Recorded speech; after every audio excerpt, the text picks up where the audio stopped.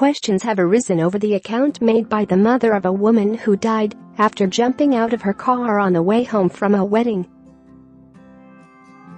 Jennifer Weathers, the mom of Meighan Cordie, 27, filed a missing persons report the day after her daughter went missing. Cordie's death was ruled an accident this week after she was found dead by the side of a road in Oregon last month. However, a prosecutor has now released a memo that details major holes in the story her mother originally told authorities about her daughter's bizarre disappearance. Weathers initially told police she and her daughter were arguing in the car, but Yamhill County District Attorney Brad Berry claims she never told police that Cordie had pulled out a clump of her hair, according to the Oregonian.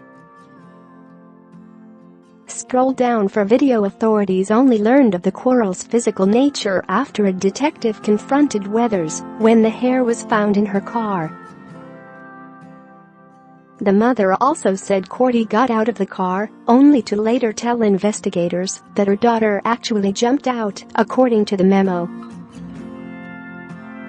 Weathers told authorities that the car the pair were traveling in was moving at less than 5 miles per hour, but Cordie's severe injuries suggest a speed far greater. Cordie disappeared on August 18 on the way home from a wedding in rural Dayton, Oregon. Her body, hidden at the bottom of the steep slope, wasn't discovered until some joggers spotted it off the roadway 4 days later on August 23, Yamhill County District Attorney Brad Berry said at a news conference, according to KOIN 6.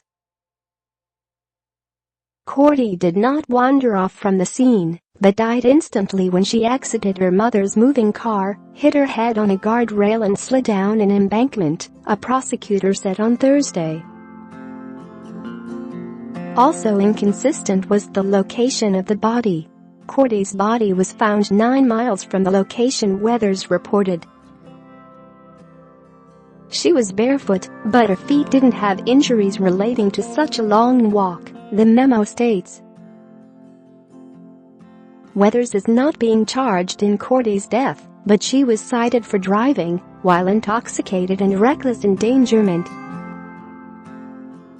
Weathers has a court appearance next week. KOIN Privacy Policy. The announcement provides the first public accounting of the bizarre disappearance that continued to baffle investigators even after Cordie's body was found. Search crews scoured the rural area of agricultural fields for days, believing that Cordie had left her mother's car in anger during a fight on the way home from the wedding and walked into the dark alone without shoes or her cell phone. But when found, Cordie's body showed signs of blunt force trauma. An autopsy subsequently revealed she had suffered an aortic separation, likely after her back hit the guardrail, and also had head trauma, Berry said. The Oregon Medical Examiner's Office ruled the death accidental.On Thursday. Berry described the complicated investigation that pieced together clues from the scene, including Cordie's hair found in the guardrail, cell phone records, lie detector tests, and interviews with Cordie's 3.5-year-old daughter who was in the car and witnessed the incident.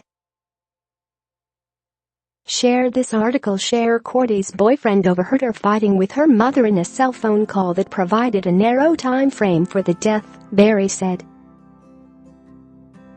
And a clump of Cordie's mother's hair was found in the car, Berry said, indicating a violent altercation. Investigators concluded the death was tragic, but was not a crime, he said. Every crime consists of elements, Berry said of the decision not to charge Cordie's mother. We can prove elements of certain crimes, but we just can't prove all of the elements of a single crime.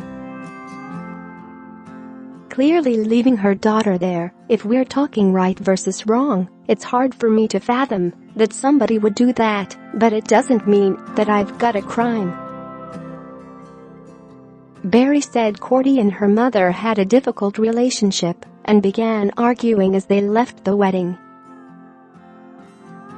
The mother was intoxicated and wanted to stay longer, but Cordie wanted to get home because her young daughter was getting tired. Cordie got out of the car once, only to be coaxed back in by her mother. Cordie then called her boyfriend and asked him to come get her. Then, the evidence shows, Cordie opened the car door and either fell or intentionally jumped from the moving car, Barry said.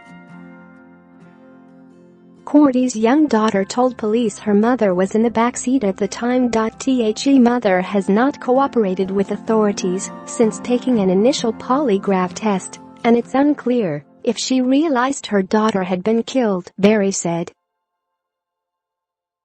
The results of the test were inconclusive, he said. She told investigators that she had looked for her daughter in the dark and then went home. Cordie's mother has a court appearance next week on her DUI citation.